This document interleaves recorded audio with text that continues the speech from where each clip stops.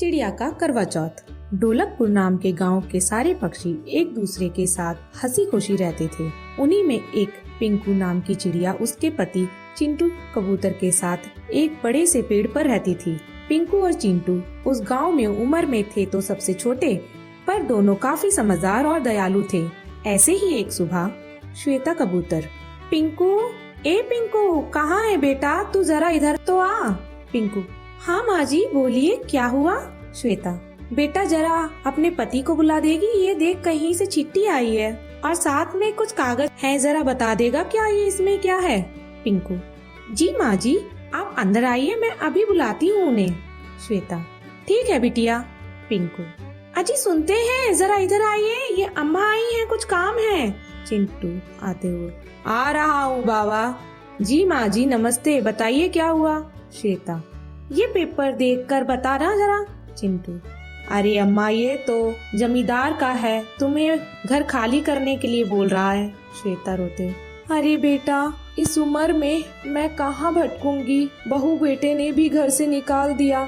चिंटू, अरे माँ आप रो मत, हम है ना, हमारे साथ रहो।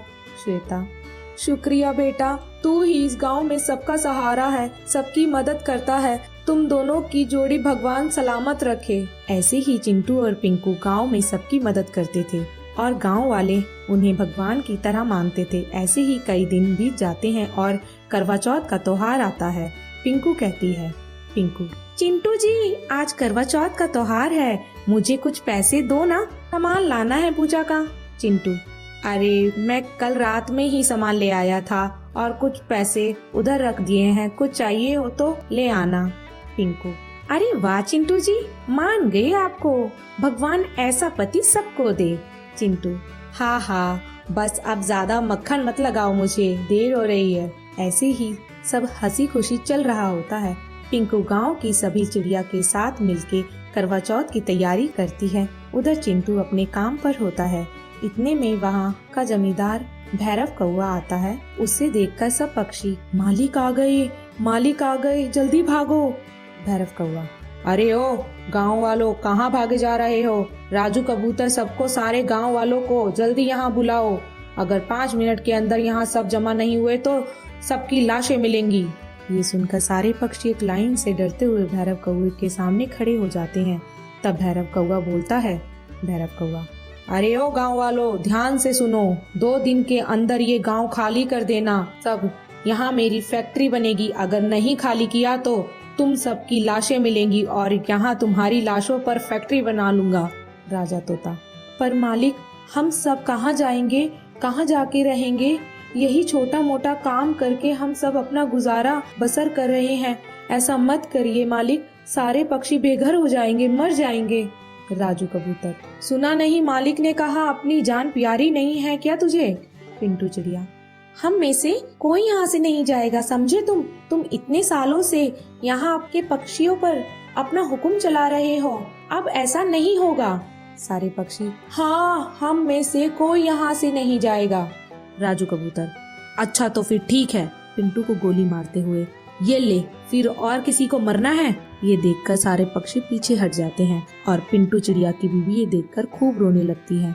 ये देखकर पिंकू कहती है, पिंकू रो मत बहन, हिम्मत रखो, अब जो होना था वो हो गया, शांत हो जाओ, चिंटू जी को आने दो, वो देखेंगे अब। फिर सारी चिड़िया अपनी करवा चौथ की तैयारी करने लग जाती हैं और शाम हो जाती है तो चिंटू कबूतर आता है। उसे देखकर सारे गांव के पक्षी उससे सब बताते हैं। फिर चिंटू कहता है, चिंटू कबूतर, उसकी हिम्मत कैसे हुई उसे तो मैं बताऊंगा।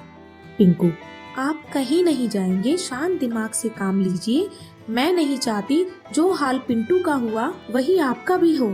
चिंटू कबूतर, अरे मुझे कुछ नहीं होगा। ये बोलकर चिंटू वहाँ से गुस्से में चला जाता है।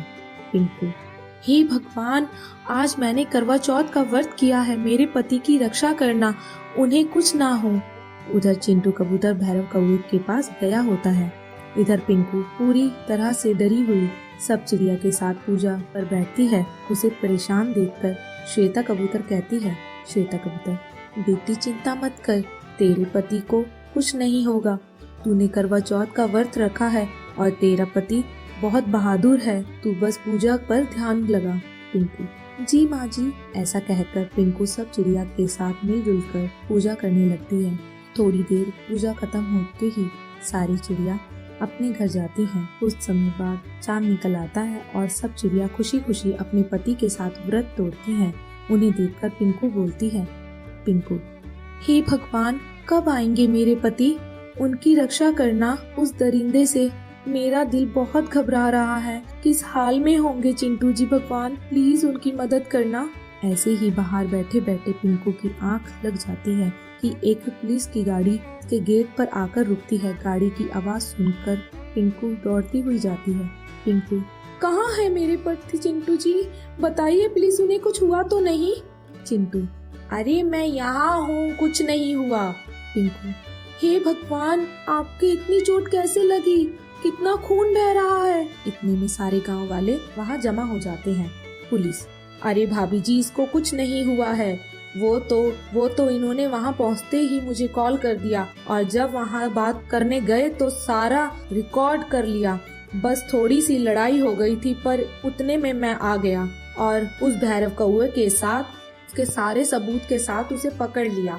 अब उन सबको सीधा फांसी की सजा सुनाई जाएगी और आप सब गांव वाले चिंता मत करो, आप लोगों को कहीं नहीं जाना पड़ेगा। पिंकू, भगवान का लाख शुक्र है, आपको कुछ नहीं हुआ। सारी चिड़िया, अरे ऐसे कैसे कुछ हो जाता? तुमने करवा चौथ का व्रत रख रखा था। चलो चलो व्रत खोलो जल्दी से अब अपना। फिर पिंकू चिड़िया व्रत खोलती है और सब फिर खुशी खुशी एक साथ रहने लगते हैं।